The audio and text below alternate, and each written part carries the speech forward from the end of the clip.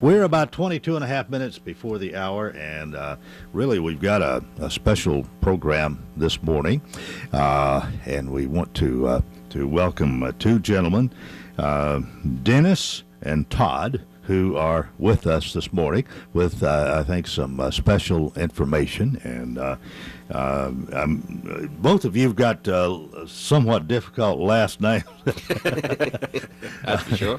Dennis Oehler. Dennis Oehler, but the way you spell it, it looks something different. And Todd Schaffhauser. Todd Schaffhauser. All right. What do you do?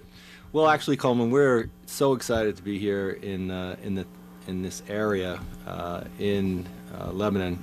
We've created a specialized program with our facility, our subacute facility, our skilled nursing facility, Quality, where we have a program dedicated to helping amputees recover at a very significant rate to get to back home, or as in Heartland, to get back to an assisted living facility if they're in need of skilled nursing.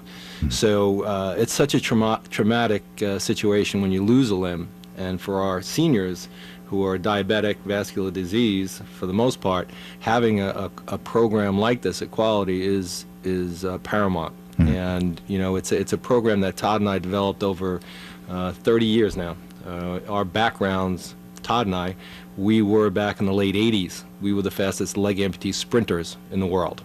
Todd, as an above-the-knee amputee, actually ran 100 meters in 14 seconds on an above-knee prosthesis. And my 100-meter time back in Seoul, Korea, when we qualified for the United States to go to Paralympic competition, was 11.7 seconds. So you're talking that same year, less than 2 seconds behind the great Carl Lewis. Wow. And we had a stellar career. We were over a decade as professional amputee sprinters, and what we were doing in our first half of our careers was actually teaching amputees to learn to run. That was how we made our living. We were professional amputee sprinters. There was nobody doing this. And so in Todd's race in 1988, there was only 5 guys from all over the world. And so we traveled the world working for the manufacturers of the components, teaching amputees to run. But what we saw and what quickly became our passion is what we do today, which is the Amputee Walking School. And in this community, we have one of our best amputee walking schools that we have throughout the country. We have over now 24 cities and 14 states where we run this program with some major institutions, major hospital institutions. And so what we have created here, and we've had our second walking school, which was just last night, and it's open to the community. It's over at the Phoenix outpatient rehab facility. Dr. Terry is right across from there, an orthopedic surgeon that's in the area. And he was kind enough to introduce us to them so that we could host our amputee walking schools there. Our next walking school, that is a community-based program, is going to be at the end of this month, August 30th. It's open to the community. Any amputee can come. But if someone is in need of skilled nursing, this specialized program at Quality and our other 3 facilities throughout the Nashville area is available to them. And it's specialized in that we have this mentoring program where Todd and I have worked with well over 25,000 amputees all over the world, helping amputees all over the world. Then we have all of our physical therapists have all been trained in 3 hours of didactic techniques that we're accredited here in the state to teach physical therapists techniques to help amputees. And then we have our community amputee walking school. And I have to tell you, Coleman, that this area and the Tennessee area needs us desperately. The rate of amputation is through the roof because of diabetes, and the demographic down here, these folks really need us. And we saw just yesterday 5 new amputees at all of our facilities. We have 4 throughout the area. Younger and younger folks are suffering amputation because of lifestyle. You know, a lot of people, you know, with diabetes, younger and younger because of, you know, what we eat down here. You know, so.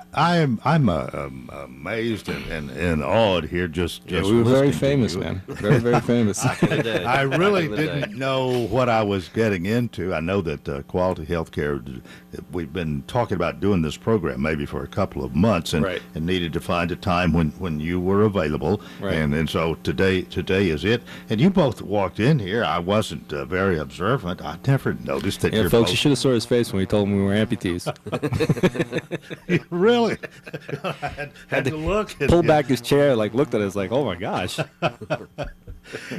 Anything you want to add to what he said, Todd? Well, today what you just talked about is reaching second nature. So, and what we mean by that is that, after practice and going through physical therapy and the right channels, you get to the point of where you use your prosthesis and it becomes part of you. So that's something that just takes time. And unfortunately, sometimes people don't give themselves the time to be able to recover fully. So, you're talking the inpatient program of what we do, and then extending it to outpatient, and then extending it to the community program that we're developing here. So it's a longer time frame than someone might normally think to recover from a major surgery.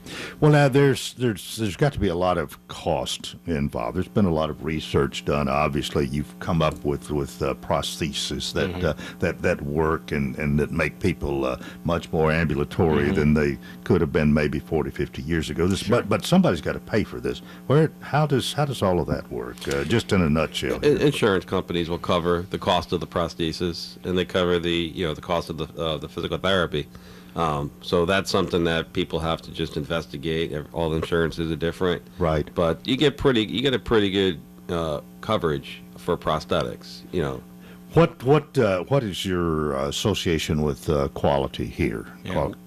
We work. We're a national company, CareRite Centers, and we came down to the area. And over the last few years, we've worked with and came in and purchased 4 facilities here, 4 quality facilities, 5-star facilities for the most part, and the parent company, CareRite, is committed to the community and wants to make sure that the resources that we provide are second to none. And so this program, the amputee program that we have, is funded by CareRite for our sister facilities throughout the country. And so we have 24, soon to be 25 facilities in New York metro area, in Florida, in Tennessee, and the things that we do for them is funded by the corporate company to make sure that we provide the services that's needed for all these folks. And so the program, the Amputee Walking School community program, it's a free program. We want to provide services that are going to extend through the subacute facility, so they get excellent care, but they run out of time. The bottom line is they run out of time. We're slow healers as diabetics. Some folks may not even get the leg until after the rehab process is over. You only get 100 days under Medicare. So a lot of times these folks don't get the leg well into the rehab process, and what happens quite often is they'll go home and the legs end up in the corner of the room. People decide to stay in wheelchairs. Through this program, through the community program, they come back out, we keep them motivated, we give them goals to set, and they have to go home and do their homework. And if they take this and do the things we ask them to do, they're going to be successful. The oldest person we actually work with, Coleman, 101 and a half. Wow. And she was an above-the-knee amputee on one side, she was a below-the-knee amputee on the other side, and every single day she walked in restorative. She was a long-term resident, and we just lost her not too long at 106. But she had the will to want to do it. Yeah. And that is the bottom line. You want to be there for your children, your grandchildren, and your great-grandchildren. And with technology and with a commitment to yourself and your family, it's not out of the realm of possibility. People just don't realize. They just don't realize that amputation, especially for these folks who are trying to save feet with these wounds on them for very long periods of time, when it comes that they have to have the amputation, a lot of them just say no. I'm 80. How much more time do I really have? I'm not going to lose my foot. And then once they have the amputation, guess what? The infection's gone. They heal. They get in the leg and they live life again. But they just can't see the light at the end of the tunnel. Yeah. And that's where we come in. And it's through these stories and through the support that we offer the community that we are really making a significant difference in the lives of the people we serve. And I have to tell you, of all our facilities around the country, this area needs us. There are so many amputees down here, and we want to be here to help them. Okay, need to take a break right here. We'll continue our discussion with Dennis and Todd in a moment. This is Coleman & Company, FM 98.9. Goldman & Company, thanks for joining us this morning. Dennis and Todd are with us. I'm so blown away with what you do. And I mean, you're traveling everywhere from what you're telling me, and you're certainly helping people. You've got a program to help people who are amputees. But the thing that I guess I did not realize, and Dennis, you've really brought this out here, how many people, because of diabetes right here in our area, are amputees to some degree. Sometimes it may start with a toe, or a foot, but then you depends on the severity of it, what you got to get rid of to get better, I guess. Absolutely. Lack of circulation. That's that's the byproduct of diabetes run rampant.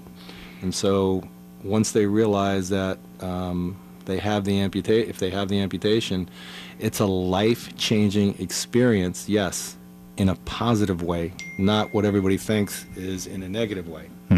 So being able to support those folks on a long-term basis the way we are, it's making a huge difference. Well, now, the fact that both of you are amputees, and if you're working with somebody and they see that you've been there and done that, that's got to make a favorable impression on them if you can do it. It's not always true, but it helps to bring out more positive approach. I think you've done it. I can do it. Well, the best thing about the walking school, the Amputee Walking School, which I always say, seeing is believing.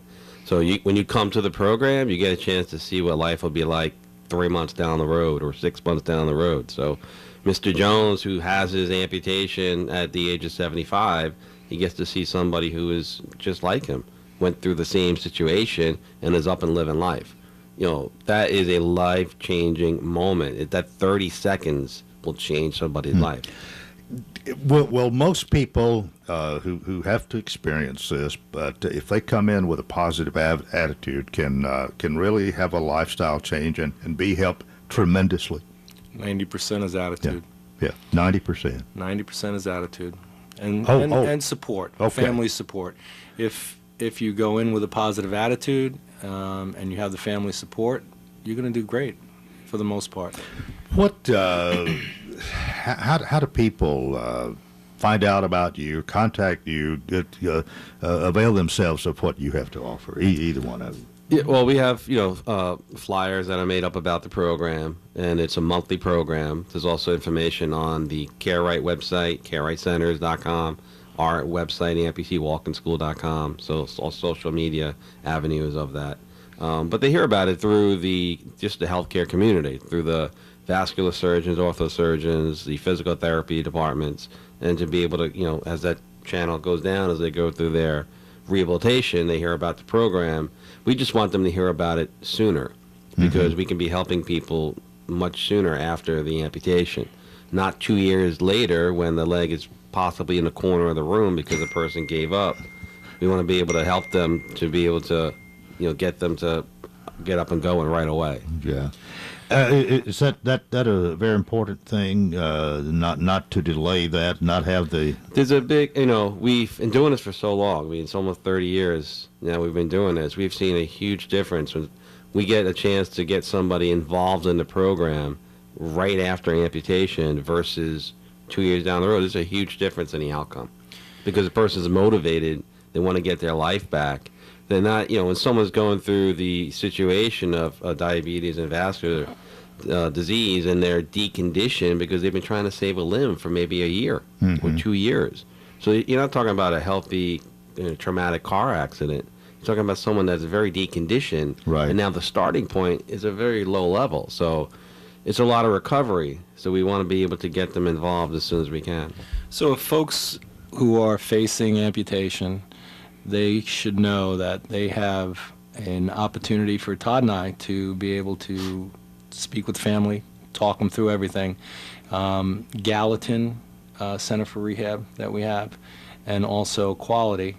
If they get in touch with our liaisons there, they can be put in touch with us. And we're on the phone all the time to help folks make the decision to go ahead and realize that after amputation, you're going to be cared for. And our two facilities that are closest to here is our Gallatin facility and Quality. Well, And, for most of our listeners, Quality Healthcare right here out on Badua Parkway is Right. where we're talking about, and they would have the information. They can get the Absolutely. referral done. Yeah. And Every month we come in and we run the program, as I said, each month. So the next community walking school is going to be right at the Phoenix outpatient rehab. But every month we come in, it's like an amputee support group for our folks that are in-house at all our facilities. So we come into Quality and we meet with the amputees, and if they have their leg, we work with them right then and there. And so we're working side by side with our physical therapists. So although we only come in monthly, which doesn't seem like a lot, it's like I said, Coleman, it's an amputee support group / wellness training program, and the program's being run every day by our therapists. So Well- we have an incredible program going on, and it crosses over to stroke and to TBI, a lot of the techniques. So it's a very, very, very well-rounded program. was this much available when you? Oh, gosh, no. Oh, no. We had to do this all on our own. We were fortunate, though. We had a physical therapist who, to this day, we are so grateful because he put us on this career path of changing the lives of more than 25,000 amputees. He went beyond. He went beyond what traditional rehab was and became our track coach. But I saw it through my recovery. I was a cancer patient, so I lost my leg to bone cancer. I was on a year and a half of chemotherapy. So when I got started, through that chemo, I was so weak I could hardly walk 10 feet. So that starting point in recovery, it took a long time. And at that point in time, I was, 16 and a half, 17 years old. Really? So from there, and just everything we did, and then getting involved in the Paralympics, I had no idea what the Paralympics were, that they even existed. I just was a kid that wanted to learn to run again. So from there, it was a whole different avenue to continue to train. Therapy was over, but training for life began. And that's where a lot of people internally, they have to say to themselves, I just want to get back to walking again. The training that you do for that is very similar to what we did. You have to get back and strengthen your muscles, build your endurance, and the prosthesis has got to become second nature. But it takes a lot of repetitions for that to happen. If you're just walking around the living room in your house, you're not going to get enough steps in. You got to get more steps in. You got to get out into the community, and that's what we hope that people will do with this program, is to get back out in your community, enjoy it. I've got to ask, where do you live? New York. What you live in? Long Island, New York. Well, you didn't think we're from around here? I'm from Long Island as well. Oh, okay. And you come here once a month. Once a month, yeah. Where else do you go? We're in Pittsburgh, in Ohio, in New York. We're fortunate in New York. We have 11 facilities, so we're pretty busy in New York. We're in Connecticut. We're in New Jersey. We're Michigan, in Michigan, Kentucky, Indiana. All these places How we did get the to. two of you get together? It was kismet. Actually, our first competition was in Nashville, Tennessee, 1986. Yeah, and that's where history we met. here in Nashville. Yeah. Both getting on the plane together. Dennis's father picked me up in my house because I wasn't driving yet, and brought me to the airport where we met, and then went down there, competed, and then realized we both live on Long Island, and we decided to start training together. And we've been together ever since. This is amazing. 30 years I've been with him, Coleman. 30 years. But you have something that is vitally important. Oh, yeah. I mean, the difference you can make Oh, in yeah. somebody's life who Yeah. has experienced the amputation. Yeah. Now, is it primarily feet or legs that you deal with? Lower extremity Oh, okay. amputees. Yeah, but there's a bigger push within our organization and with our group, which was never really on our radar, and folks that are suffering with wounds on their feet and have been told that they need an amputation and won't have it. We have this beautiful woman right now at one of our facilities who just lost her leg below the knee, and we met her yesterday, and we was speaking with her, and the doctor had mentioned that she doesn't have a circulation on her other side. She was excited about having the other leg amputated because she realized she was going to be able to get up and walk and live life. And as a bilateral, we've worked with thousands of bilateral amputees. That woman, to me, in 30 years of doing that, is one of my greatest inspirations to get that word out, because she realizes that that other foot is not going to allow her to get up and walk again if she doesn't have it amputated. So she's going to be a bilateral below the knee amputee, and she's going to be walking. I have video of another gentleman who's at our facility. His first day, he same thing, lost his first leg to diabetes. He lost his second leg 6 weeks ago.